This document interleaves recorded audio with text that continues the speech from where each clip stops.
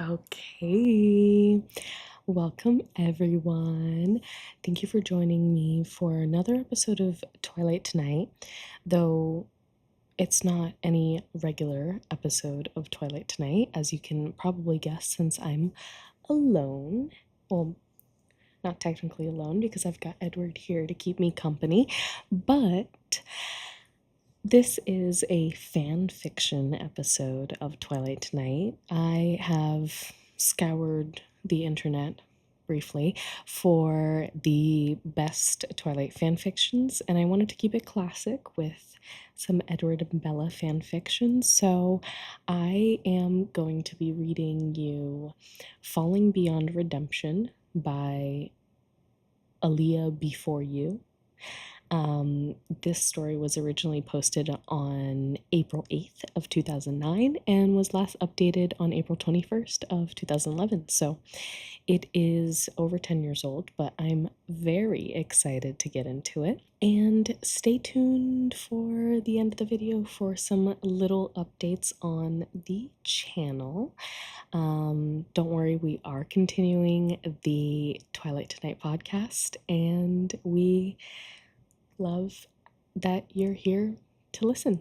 So, without further ado, let's get right into Falling Beyond Redemption. There is a little author's note that says this fic takes place after Bella and Edward's engagement, in between the ending of Eclipse and the beginning of Breaking Dawn. However, Jacob does not run away but remains in Forks, still struggling to accept Bella's choice to be with Edward. Jake will be portrayed as out of character. If this bothers you, please consider choosing not to read. Hopefully this won't bother you because this is 56 chapters long, so I am getting right into it, diving deep, promising you that we will finish this entire fanfiction. Not tonight, though. We will be breaking this up into multiple parts, but definitely will finish it eventually. Okay, chapter 1, The Best Laid Plans. Bow chicka wow wow wow wow wow. Bow wow. So this is Charlie's point of view. The house is quiet when I get home. For once, I'm grateful that Bella isn't in the kitchen. Usually she'd be in here by now, starting dinner. I spot her through the window, lying outside on a blanket in the backyard, trying to soak up some of that elusive Forks sunlight. I can't imagine she's having a lot of luck, seeing as how every few minutes it disappears behind an ever-increasing bank of clouds moving in from the north. I've never completely understood the whole sunbathing thing, but I guess that's just me, and the fact that I've lived in Forks most of my life. Still, she looks adorable, and I can't help but smile, remembering her as a little girl. She always did love the sun. That smile doesn't last, though, because the truth is, she's hardly a little girl anymore. The engagement ring on her finger proves that. Yeah, that damn engagement ring. I slammed the last of the groceries away and tossed the steaks on the counter with more force than necessary. Ever since her and Edward told me they were getting married this summer, I've been trying, unsuccessfully, to wrap my head around the whole idea. It's not as if I don't have a reason to be concerned, after all. She's only 18, and her fiancé isn't exactly my idea of Mr. Right. Still, I've been trying to accept Edward, trying to get over the whole nightmare of having to watch my little girl suffer through months of hell after he left her in the woods alone, abandoned. I need a beer. Thinking about that time isn't going to help anyone, so I shake the memory out of my head and rummage through the cupboards for a bowl large enough to marinate these T-bones. Of course, I can't find one, and I grit my teeth, glancing back out at Bella. I've never been very domestic, and ever since she's moved in with me, I've become even less so. She's taken over the kitchen, and though she's only made a few small, subtle changes, it's enough to guarantee I probably wouldn't find another bowl without her help. Thankfully, she's already on her way in. I watch as she heaves one last disapproving scowl at the darkening sky before gathering up her blanket and book. Squaring my shoulders, I lean against the counter and prepare myself for her wrath. When she finds out what I'm planning for this evening, she isn't going to be pleased. But damn it all to hell, I am her father and I have to try one last time to derail this train she's on. Oh, hey Dad. I didn't hear you come home. Hi, Bells.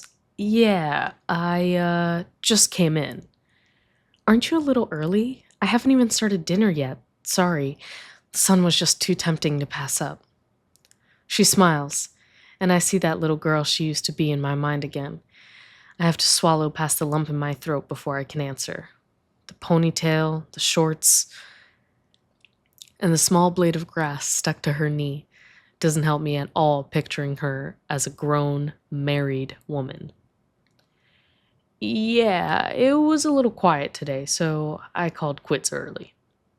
I glanced out the window, feeling ridiculously anxious. Looks like that sun made its last appearance, at least for today. She sighs and purses her lips in a small pout. Oh well, it was nice while it lasted. You must miss it.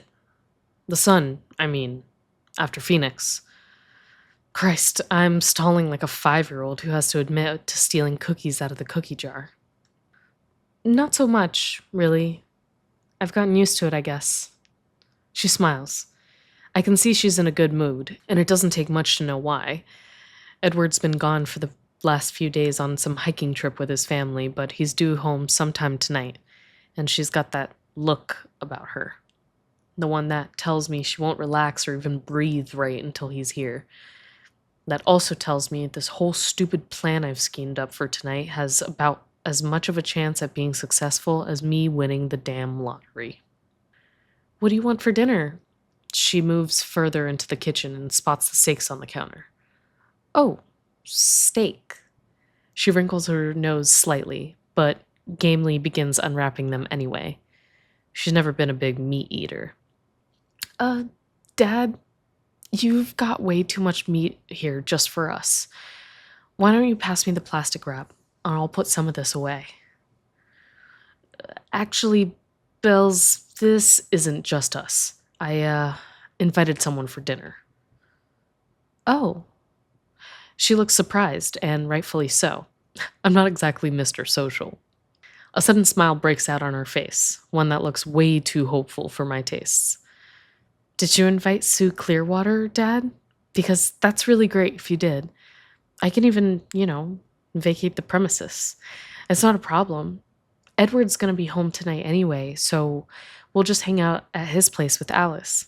I can feel my face grow red, and I snort loudly in mock irritation. I should have known my hanging around the Clearwater place lately wouldn't go unnoticed, but Bella is reading that all wrong. Not that Sue isn't a great woman. Yeah, I really need to stay on track here. Just hearing Bella say Edward's name in that adoring way she does is enough to strengthen my nerves. I invited Jacob, Bella. And just like that, her smile fades away, and the light goes out of her eyes to be replaced by the same sadness I see every time his name comes up. Oh, Dad, I really wish you didn't do that. She closes her eyes and pinches the bridge of her nose in a move I know she picked up from Edward. The gesture annoys me for some reason, probably because it reminds me of the way he does it every time my mind starts wandering down a certain path. A certain path that included several very creative ways of getting him out of my house and out of Bella's life. It's almost as if he hears me and he's striving for patience or something. He can be a very unnerving young man. Look, Bells, I know how you feel, and I know you and him had it out about all these feelings he has, but I ran into him today, and, well, he just looked like hell. She visibly cringes at my words, making me feel like I should be wearing a sign that says, "World's Worst Father." I have to remind myself while I'm doing this in order to continue. Dad, come on, honey. It's just dinner, and who knows? You said it yourself once that you missed him and how you wish things could be different. Maybe this will help mend fences between you two. She shakes her head lightly, but I can't tell that the idea hasn't completely appalled her. Dad, you just don't understand. Some things can't be fixed. He'll never accept Edward, and I can't be what he wants me to be. I study her carefully. This is the most she's said about the situation between her and Jake. What do you mean, you can't be what he wants you to be? She shakes her head and turns away, rummaging through the cupboard, and easily snagging the bowl I was looking for and couldn't find. Never mind, it doesn't matter. She makes a very frustrated, very female sound in the back of her throat, and she instantly reminds me of her mother. The pain is old, but still carries a sting, and the irritation at the reminder of Renee bothers me enough that I quit trying to cajole her into this dinner. Well, fine. If you don't want to tell me, then don't. I've already extended the invitation, and it's too late to take it back. Jake is coming, and that's that. Besides, Billy was out of town visiting his sister. It's kind of my responsibility to look out for him. I can at least make sure he eats a good meat. She looks up from marinating the steaks and scowls, looking like she's ready to fight. Jacob's a big boy, Dad. He can take care of himself. Trying to avoid an ugly scene that may just have her storming out and having my plans go up in smoke, I try and joke my way into her good graces. You want to believe he's a good boy. Have you seen the size of him? I swear to God, he's grown another 2 or 3 inches since the last time I saw him. And that was just a few weeks ago. Her expression doesn't change. You do realize that Edward is coming home tonight, right? He and Jacob do not get along. I see the thoughts spinning in her head, and I know it won't be long before she comes to the conclusion that I'm up to no good. I speak quickly, trying to head her off at the pass. You said Edward isn't going to be home until after 8 o'clock. Jake will be long gone by then. Besides, Edward's a reasonable guy, perfectly capable of behaving, and so is Jake for that matter. She looks at me like I've lost my mind, or like she knows something I don't. Sighing, she turns back to the steak and shakes her head. What time is he coming? I hope it's not too soon. I'd really like to grab a shower before he gets here. I quickly offered to finish the marinating so she can grab her shower. The less we talk about this, the less chance she'll head for the hills, or the Cullen house. I wait until she leaves the kitchen and heads upstairs before I pull her cell phone out of my pocket. Huh? How did he get her cell phone? I'm not real big on technology, but it's pretty damn apparent this has to be top of the line. It has more buttons than I can find any rhyme or reason for.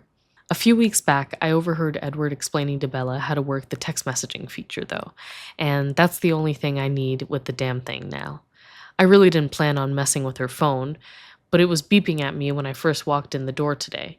I initially grabbed it just to shut it off, but of course, the second I picked it up, I saw there was a new message. From Edward, no less. My curiosity got the better of me. I hoped he was sending her a message to let her know what time he planned on being home. That kind of information could be very useful in regards to my current plans. And so, even knowing that I had no right to, and that I was crossing some serious lines, I looked. Sure enough, he was texting her with that very information, and I learned he isn't going to be home at 8 o'clock. He's planning on being early, an hour early to be exact. This means he'll probably show up before Jake leaves, which could really work in my benefit. If I believed in karma or fate, I think this is a sign in my favor.